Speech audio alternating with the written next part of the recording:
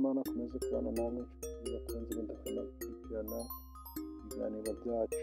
Ni umwanya w'amakuru agezweho muri kano kanya, aho tugiye guhera ku itangazo rijyanye n'indirimbo yubahiriza igihugu, aho hari ibihano bigenwa ku muntu wabyishe cyangwa se wabikoze nkana igihe anyuranyije n'imivugire cyangwa se imyandikire y'indirimbo yubahiriza igihugu. Gusuzugura ubigambiriye cyangwa se gupfobya indirimbo yubahiriza igihugu urabihanirwa. Guhindura ubigambiriye amagambo cyangwa se amanota indirimbo yubahiriza igihugu, ibyo nabyo bigize birahanirwa. Kuririmba indi ndirimbo uyitirira indirimbo y'igihugu nabyo bigize birahanirwa.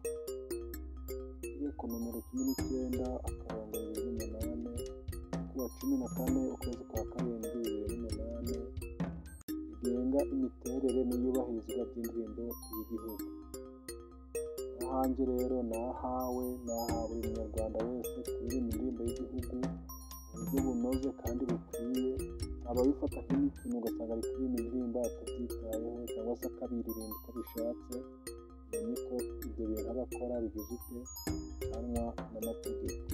Uzahure n'iri kosa rero cyangwa se ngo ndihure naryo, cyane cyane abandika usanga umuntu yanditse nk'indirimbo y'igihugu nyine yo kuyandika mu buryo bw'amalirikisi cyangwa se bw'amanota, nanone usanga ahinduye bimwe muri byo bitewe n'uko abishatse, cyangwa se akaririmba uko abishatse yibwira ko aririmba indirimbo y'igihugu.